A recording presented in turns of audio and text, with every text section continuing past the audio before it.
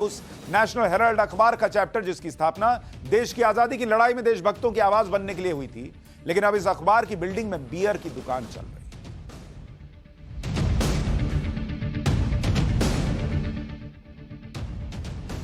National Herald case में सोनिया गांधी और राहुल गांधी से पूछताछ के बाद एनफोर्समेंट डायरेक्टरेट ने जांच तेज कर दी।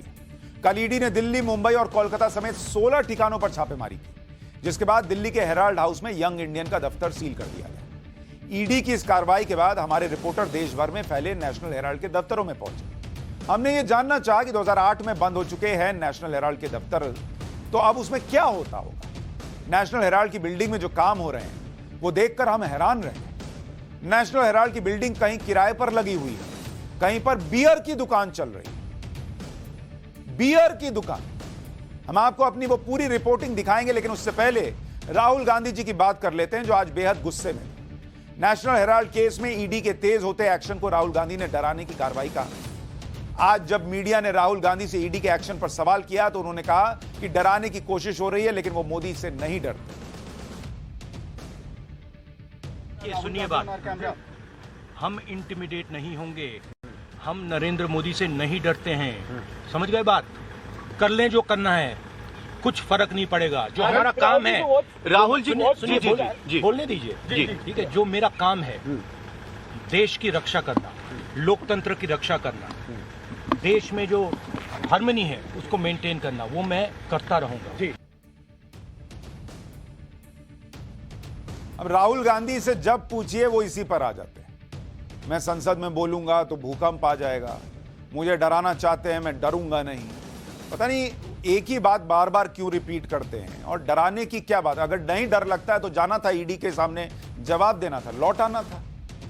अगर डर नहीं लगता है तो सड़क पर हर रोज प्रदर्शन हो रहा है जब ईडी पूछताछ कर रही है, उससे तो और लगने लगता है कि बहुत अंदर से धक धक कर रहा है।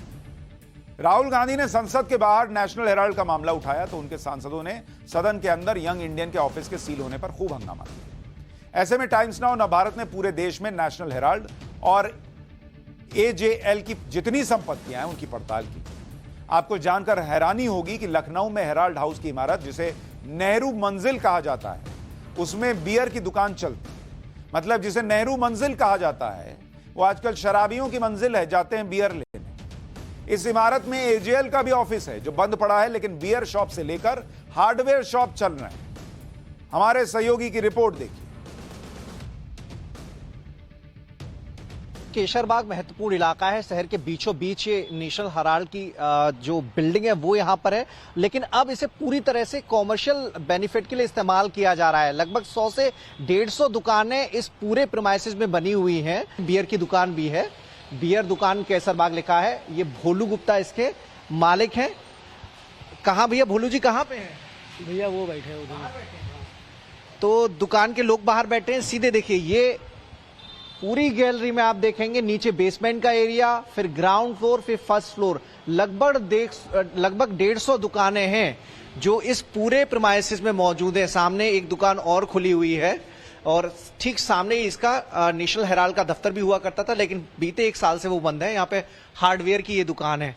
यहाँ पे पूरा मार्केट बन गया है। ये भैया हमेशा से ही ऐसे खाली पड़ा हुआ है। हमेशा मतलब कितने साल से?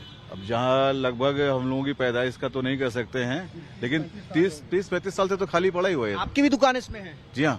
तो आपकी खुद की दुकान है या किराएदार हैं आप? जी हम किराएदार नहीं, हम खुद के मालिक हैं, रजिस्टर्ड मालिक हैं। मतलब आपने नेशनल हेराल्ड से, एजेएल से ये दुकानें खरीदी हैं? जी नहीं, आरोही से खरीदी है। आरोही मतलब? आरोही बिल्डर कपूरथला पे जो है। अच्छा, लेकिन ये पूरी संपत्ति तो नेशनल हेराल्ड की है। अब हमारी जानकारी में जितना है मैंने आपको बताया। लखनऊ में क्या चल रहा है वो तो आपने देख लिया, लेकिन लखनऊ की तरह ही हमारी टीम मुंबई में उस जगह पर पहुंची जहां एजेएल को नेशनल हेराल्ड का दफ्तर खोलने के लिए जगह दी गई। वहां पर अब तक दफ्तर ही नहीं खोला जा सका। एजेएल की बिल्डिंग में ऊपर के 2 फ्लोर एक निजी कंपनी को किराए पर दे दिए गए हैं, जबकि नीचे के फ्लोर में किराए पर देने की तैयारी की जा रही है। इमारत को 30 साल के लीज पर दिया गया था, लेकिन इसका किराया किसने वसूला इसकी जानकारी किसी के पास नहीं है। मुंबई से हमारी ग्राउंड रिपोर्ट देखिए। मुंबई के उस पॉश इलाके से हम रिपोर्ट कर रहे हैं बांद्रा पूर्व में, जहां पर आपको एक लैविश बिल्डिंग नजर आएगी और ये बिल्डिंग उस जगह की है जहां पर इस मुखपत्र का जो दफ्तर था वो बनना था। बैकवर्ड क्लास से जो लोग हैं उनके लिए, बच्चों के लिए हॉस्टल बनने थे, साथ ही साथ कई सारी और जो चीजें हैं यहाँ पर बनाई जानी थी, लेकिन ऐसा कुछ भी नहीं हो रहा। This is the very particular board that you are saying that this could be your new office, premium office for lease which is by JLL real estate. यहाँ आप देख पाएंगे AJL हाउस जो बताया जा रहा है, ये इस पूरी लैंड पर जो है फिलहाल काम कर रहा है। आपको बता दें कि 30 साल तक इसे लीज पर दिया गया, लेकिन इसका भाड़ा, इसका किराया किसे मिला इसकी कोई भी जानकारी नहीं है। साफ तौर पर आप देख पाएंगे कि लगातार जो पूरी बिल्डिंग थी आवंटित की गई थी बैकग्राउंड क्लास के लोगों के लिए, ना उसको लेकर कोई काम हुआ, ना नेशनल हेराल्ड का यहाँ पर जो है कोई दफ्तर बना। सुबह यहाँ पे एक बोर्ड लगा था जिसपे लिखा था JLL रियल एस्टेट कंपनी को ये जगह लीज पे दी जाएगी, बट अभी ये बोर्ड आपको दिख नहीं रहा है। यहाँ से पूरी तरीके से निकाल दिया गया है। एक पोस्टर लगा था जिसपे ये लिखा था कि ये बिल्डिंग लीज पे दी जाएगी। अखबार निकालने के लिए पटना में भी नेशनल हेराल्ड को जगह दी गई थी। पटना के दौलतगंज में भी हेराल्ड ऑफिस बनना था, लेकिन जिस जगह ऑफिस होना चाहिए था वहां पर झुग्गी बस्तियां हैं। अवैध अतिक्रमणकारियों का कब्जा हो चुका है।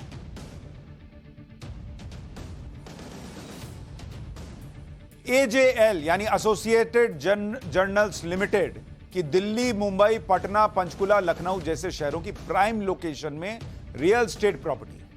यह प्रॉपर्टी AJL को तब की सरकारों ने अखबारों को पब्लिश करने के उद्देश्य से दी थी, लेकिन इसे किराए पर देकर महीनों लाखों रुपए कमाए जाते हैं।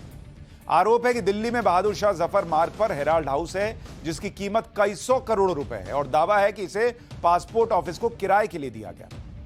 आरोप यह भी है कि 2005 में हरियाणा के पंचकुला में AJL को 65 करोड़ रुपए का प्लॉट 59 लाख रुपए में आवंटित कर दिया गया था। पंचकुला में आवंटित प्लॉट को गिरवी रखकर लोन लिया गया, जिस लोन से मुंबई के बांद्रा में 9 मंजिला इमारत बनाई गई, जिसे 2020 में ईडी ने अटैच कर दिया था। AJL को नेशनल हेराल्ड अखबार निकालने के लिए जो जमीन दी गई थी वो किस स्थिति में है यह आपको दिखाया। लेकिन आपके मन में यह सवाल होगा कि इस अखबार की शुरुआत कैसे हुई थी और यह आज इस हालत में क्यों है। दरअसल 1937 में जवाहरलाल नेहरू की अगुवाई में स्वतंत्रता सेनानियों ने एक अखबार निकालने का फैसला लिया। अखबार के लिए 1937 में ही एक फर्म बनाई जिसे एसोसिएटेड जर्नल्स लिमिटेड यानी AJL का नाम दिया गया। इस फर्म में जवाहरलाल नेहरू के अलावा 5000 से ज्यादा स्वतंत्रता सेनानी शेयरधारक थे। इसके बाद 1938 में नेशनल हेराल्ड के नाम से अखबार निकाला गया। इस अखबार का मकसद आजादी की जंग में भारत और कांग्रेस का पक्ष रखना था।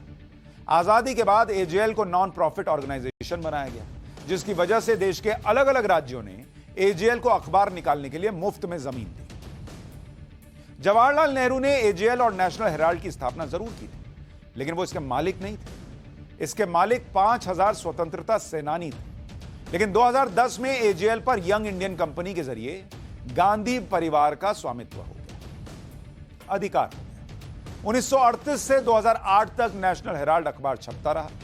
2008 में जब नेशनल हेराल्ड छापने वाली कंपनी AJL कर्ज में डूब गई तो डूबने से पहले तक कांग्रेस पार्टी AJL को 90 करोड़ रुपए का कर्ज दे चुकी, वो भी ब्याज मुक्त। लेकिन इस कर्ज पर सवाल इसलिए उठे क्योंकि यह कर्ज देने के बाद यंग इंडियन नाम की एक कंपनी का चैप्टर खुला। 2010 में यंग इंडियन नाम की एक नई कंपनी बनी जिसमें राहुल गांधी और सोनिया गांधी की 38% की हिस्सेदारी थी और बाकी 24% शेयर मोतीलाल वोरा और ऑस्कर फर्नांडिस के थे। इसी कंपनी को AJL को दिए गए 90 करोड़ रुपए के कांग्रेस पार्टी के लोन की रिकवरी का अधिकार दिया गया।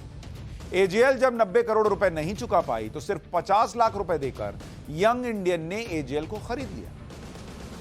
कमाल।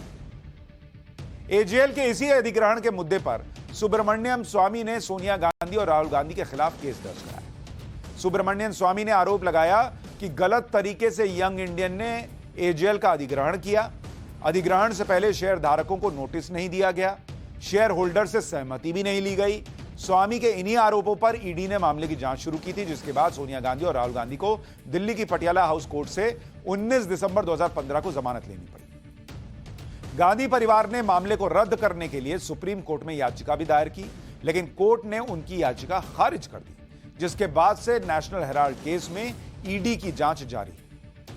ईडी ने आज भी नेशनल हेराल्ड केस में कांग्रेस नेता मल्लिकार्जुन खड़गे से पूछताछ की। दिन में करीब 1:30 बजे यह पूछताछ शुरू हुई तो 9 बजे तक चलती है। मतलब पूरी कहानी यह है कि आजादी से पहले स्वतंत्रता सेनानियों ने एक अखबार शुरू किया। स्वतंत्रता सेनानियों के इस अखबार को राज्य सरकारों ने अलग अलग समय पर जमीन और संसाधन मुहैया कराए। 2008 में अखबार बंद हो गया। अखबार को निकालने वाली कंपनी की करीब 2000 करोड़ की संपत्ति पर एक तरह से आरोप है कि गांधी परिवार का कब्जा हो गया यंग इंडियन के।